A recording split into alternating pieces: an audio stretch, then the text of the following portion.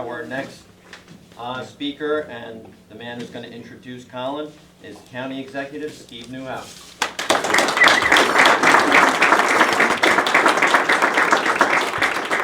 I am so excited to be here, and I am speechless because I am so excited, Colin, to see you running. And I'm going to just talk about a couple quick things of why it's important. I want to first thank George Green for hosting us here, our supervisor, Andrew, and the rest of the town board. When you talk about a town that gets it done, this town gets it done. And when we have new companies come to Orange County, we usually talk about 5 key towns that have rolled out the red carpet for business. And it's reflected in why George is constantly keeping his team in office. So George, thanks for saying some kind words about Colin. Annie Ravick, which is part of the infamous Team Orange. The sheriff, Carl Du Bois, he's away today. The district attorney is at a ball game for one of his children. But the 4 of us have come 100% solidly behind Colin Schmitt. And we believe in you. And I'm going to talk about 4 quick things. First, when you run for office, there has to be a need. You have to have a reason why you want to make a difference. And I'll tell you, as a county executive, we need somebody in Albany to work with Carl Brabennick and get things done. The district attorney and I, when we came in office, decided to take welfare fraud seriously. We found out that there was one major problem in fighting welfare fraud. The FBI is a partner with us. The state has some loopholes in the tax law that allows people to slip through the cracks. And since we've been taking office about now 2 years, we've arrested many people, well over 100, for welfare fraud, and we're continuing to see more and more. We've met with the FBI earlier this week. We're going to see another big salvo of them. But we need a partner in Albany that's going to represent the taxpayers, because they're taking our money to people that are abusing the system. The other need I see is about 1.5 years ago, we were at a press conference for Domestic Violence Week. And the same week that we were standing there with our solidarity behind fighting domestic violence, the state assembly and senate passed cuts to Orange County and other communities around the Hudson Valley and around the state, cutting the Rape Crisis Center, cutting safe homes, a household name for us, people that are the most vulnerable. These are the things that I say when people say, why does somebody want to run for office? This is why we need Colin Schmitt up in Albany. He's going to fight for us out there. Many parts throughout this district need help. And when we talk about bringing in companies like Legoland, one of the ones we're courting right now, the only branch of government that's not at the table helping us welcome them is the state. So Colin, I am excited to see you because that's the need. Absolutely. The next part is the drive. There's 2 reasons why you run for office. One, you think you can do it. You believe in, I like that job, I want that job. But you also have to be able to deliver and actually work for it. You need to earn it. And everybody that's spoken before me today talked about the drive that Colin has.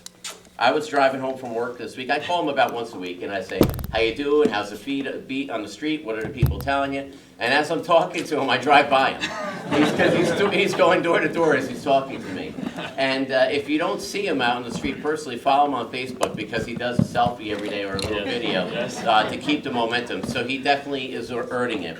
The last part, which I think is the most important part, is family.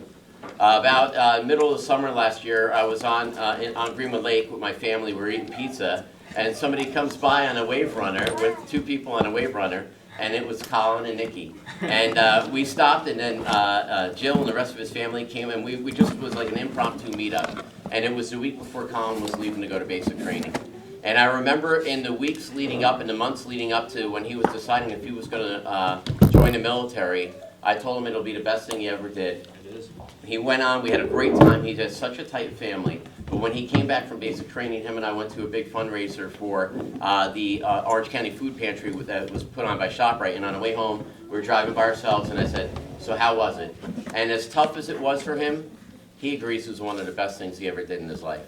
And if you look at the biggest problem in Albany today, the #1 problem in Albany, when you do the polls, and I see my friend Kenny Ronk, who's the chairman of the Ulster County Legislature, the #1 problem in Albany is ethics. And when you look at what Forbes magazine said a year ago, the most disrespected people in American society are attorneys. I'm not trying to get anybody angry here. Attorneys and politicians.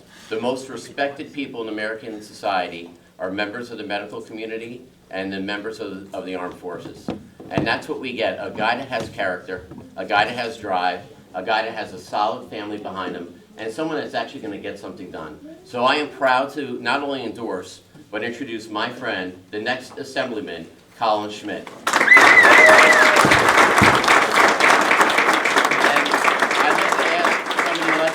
Some of the speakers, Annie, Carl, to come up and stand.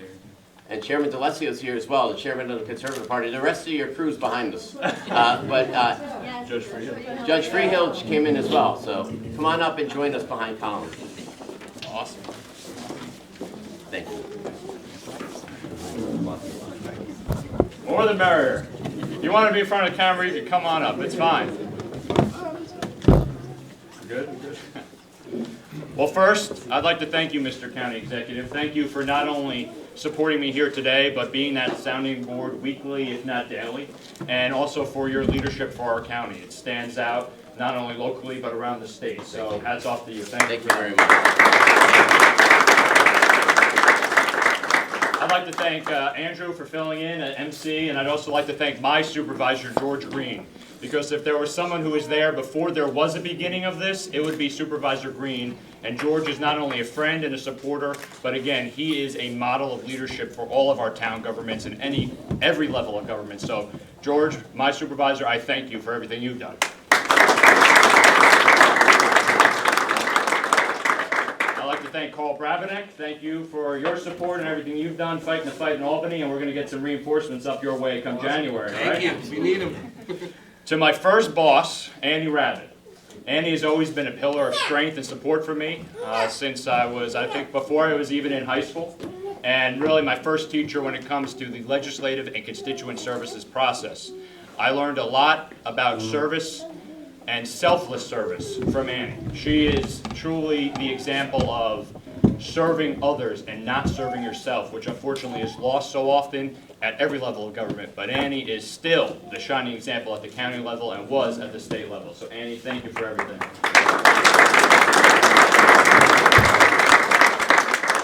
Father Maurer, thank you for the opening prayer. Thank you for keeping me in line every Sunday at St. Mary's. Everyone knows my faith plays a big role in my life as a Catholic U grad, so thank you for your constant support now and always.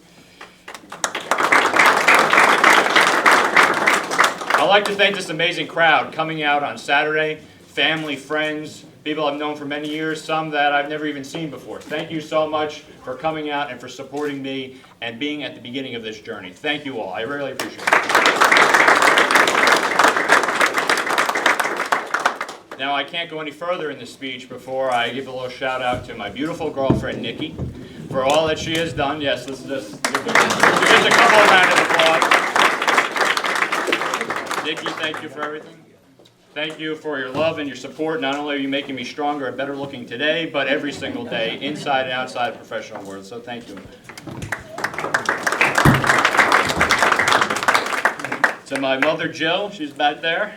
To my father, John, where is he? Back there. Just got off the FDNY this morning. To my mother's husband, Joe, and also to my sister, Hannah. Many of you will notice Hannah's not here today. She's currently in a police academy, gearing up to join the Thin Blue Line and serve our community. I think that's, I'm just so grateful for her for doing that, for standing up to serve our community, and miss having her here. But I'm grateful for all the family that is here, my grandparents, other cousins, aunts, uncles.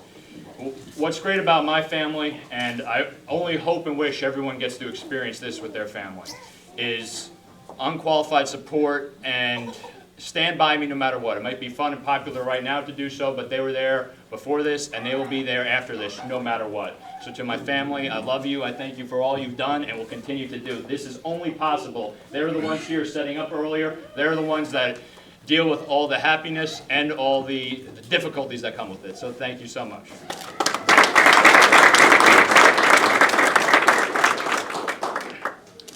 General Douglas MacArthur once said, "There's no security on this earth, there is only opportunity." Today, we all join together at the beginning of a journey to seize that opportunity for our Hudson Valley values and all Hudson Valley families. There is so much that is great about the Hudson Valley. I like to say everything that's great about America is either located right here or just a short drive away. In the last several months, I've spent countless hours and countless days meeting hundreds and thousands of my fellow neighbors across Orange and Rockland counties and this entire region.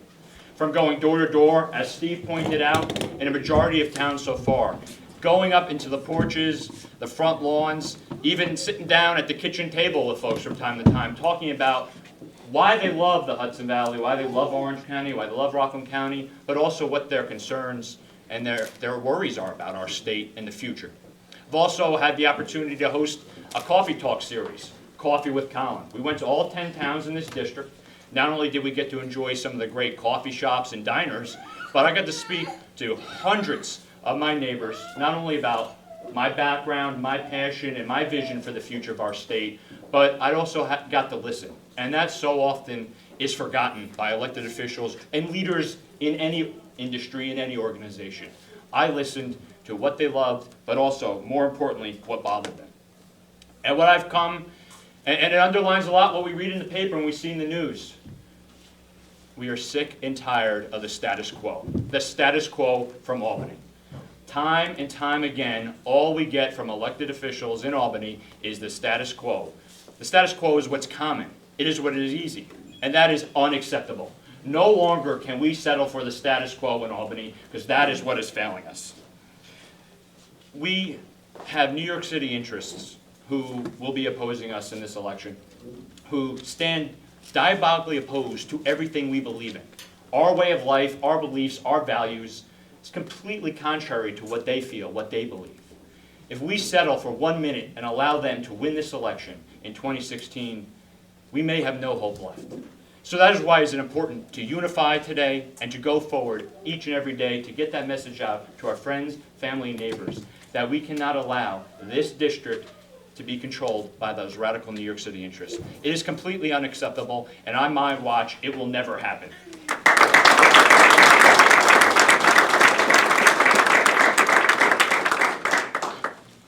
When I'm speaking with my neighbors, and you meet veterans who've given everything for this country, they have put their lives on the line time and time again, yet they can't afford the property tax burden.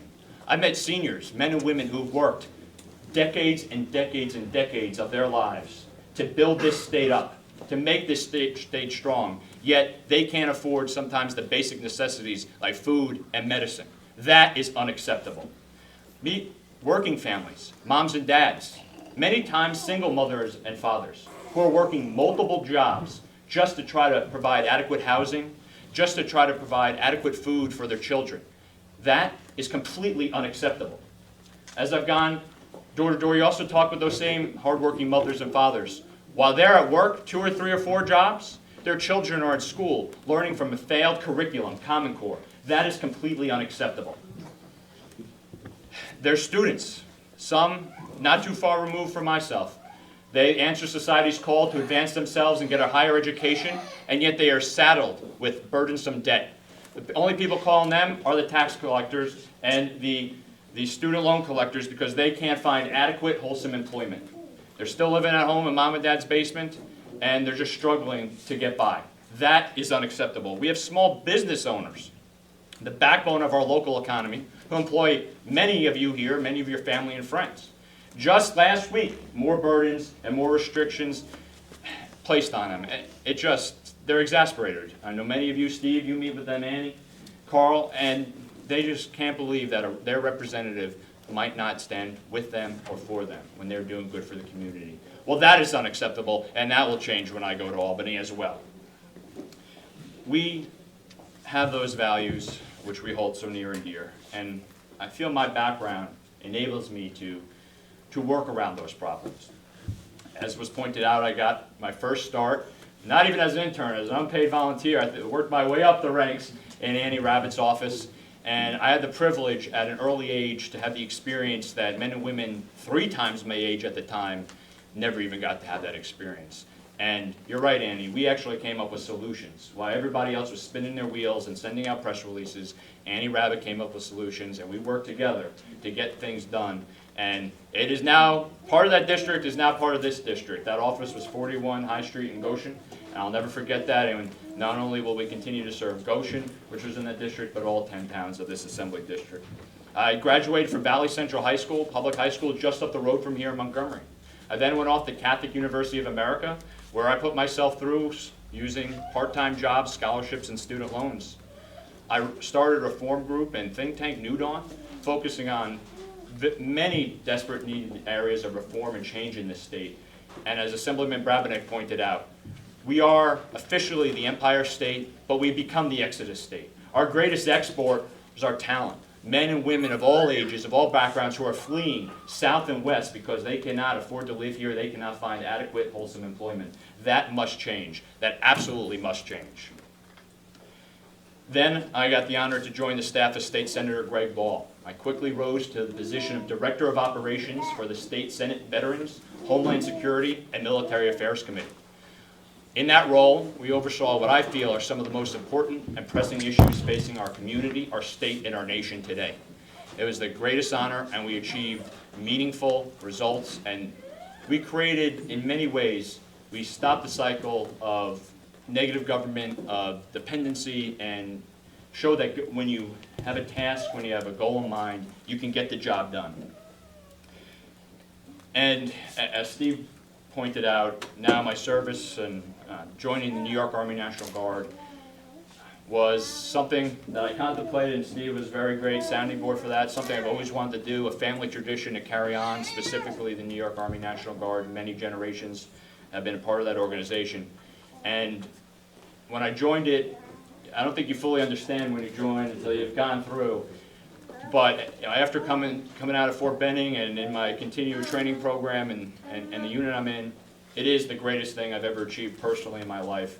And I'm forever grateful that everyone always thanks, oh, thank you, Steve, thank you, Colin. Really, I thank my country for allowing me to serve and for allowing me to offer what are my talents for the betterment of our country. And I know there's many men and women here who serve or served in the United States military, and I want to take this time to thank all of you.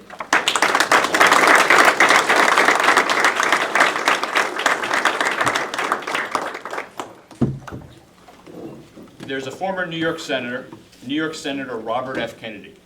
He once said, "There are those who look at things the way they are and ask why. I dream of things that never were and ask why not." I don't care what wall you put up, what boundary is there, we will bust through it. We will work around it because we need someone who's going to be able to get the job done in Albany. We need someone who's going to deliver our fair share from Albany to relieve that property tax burden for our seniors and our veterans. I'll be there. I'll get it done.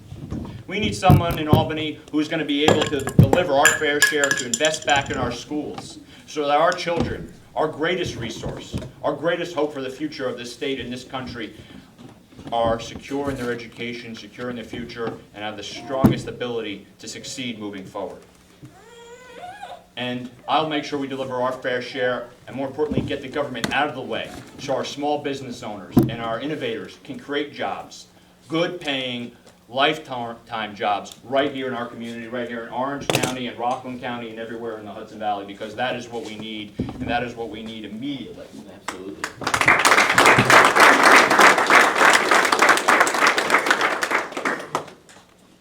And back to our children being failed by Common Core. I'm an assemblyman who will work with my colleagues of every party in both chambers to ensure that we repeal and replace the disaster of Common Core education. It's completely unacceptable. We will repeal it, and we will return control back to local parents where it belongs, who know what is right for their children's education.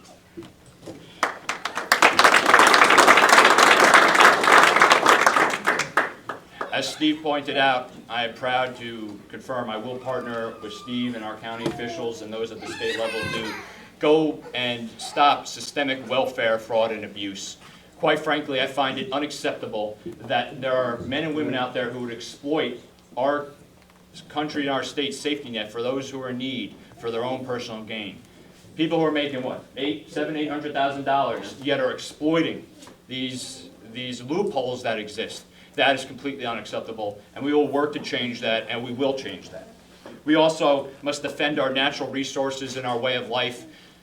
standing up against the KJ pipeline and also the failure of the DEC to do their job. The DEC acts more of a political pawn for the politically connected, and that must change. Not only will we fight at every level possible, but I will stand up and attempt to block any funding that the DEC would receive and block any confirmable nomination to the DEC until they stop acting as a political pawn for those who are politically connected. That will end, that must end, to protect all of us equally.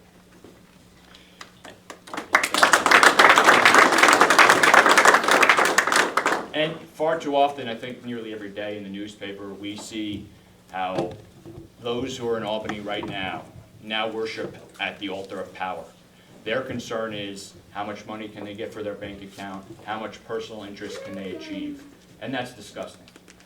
Not only am I a believer in and supporter of term limits and returning honest, accountable government to our state capital, not only do we need to strip pensions from convicted felon politicians, not only do we need to ensure more transparency, not only in campaign finance disclosures, but also in personal finance disclosures, we need the culture of those who are there and their mindset to change.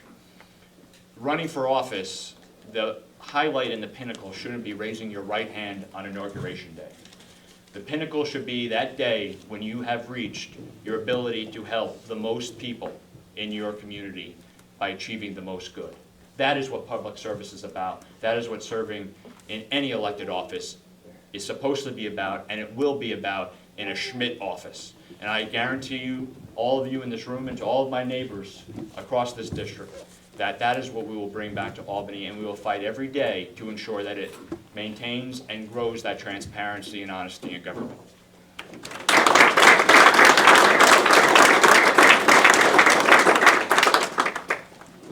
So, with the support of my family, my friends, my neighbors, and my community, and with the passion, the energy, and the focus to get this job done, I am proud today to formally declare and announce that I'll be running to be your next New York State Assemblyman in the 99th Assembly District.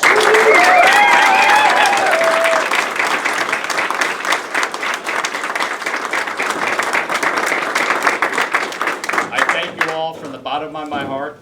I know on November 8th, we will win because of the energy in this room and the energy that I encounter each and every day. So with that, I thank you for coming out. God bless you. God bless New York, and let's get it done.